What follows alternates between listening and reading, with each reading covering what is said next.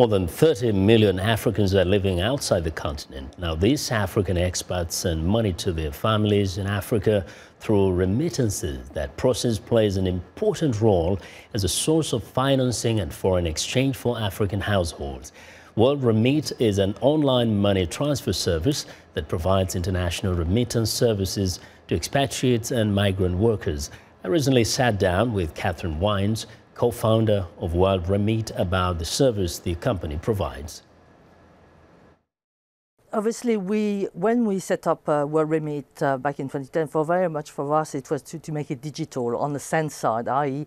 no cash, so to bring it, to make it safer and more convenient, and also use the technology to reduce the cost, because that's one of the big aspects of remittance. It's still very expensive to send money back to your family. So that's why on the send side we went completely digital.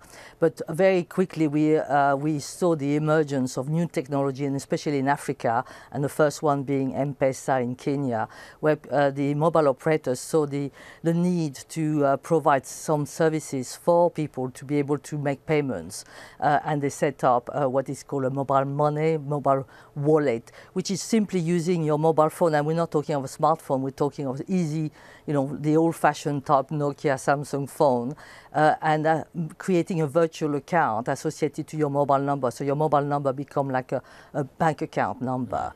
But the benefit of mobile money is about financial inclusion, because there's probably 2 billion of people in the world who don't have a bank account, but at least more than 1 billion have got a mobile.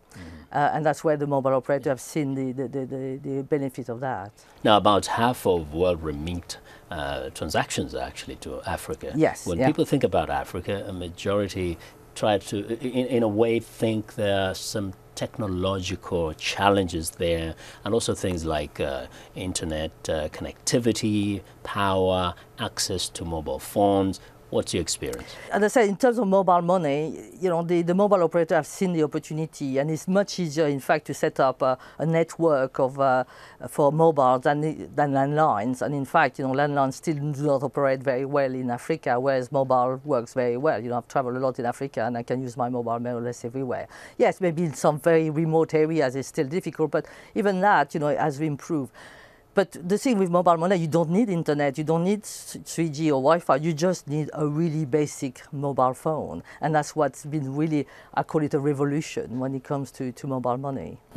What would you say some of the areas where perhaps these mobile accounts haven't been put into proper use, or at least people haven't taken advantage of this, that they could do so? What you need in order to really make a good use of the mobile money is that you got to have an ecosystem. So initially, when you start with a mobile money, you probably can receive money and then cash out, which was the experience in Kenya with M-Pesa.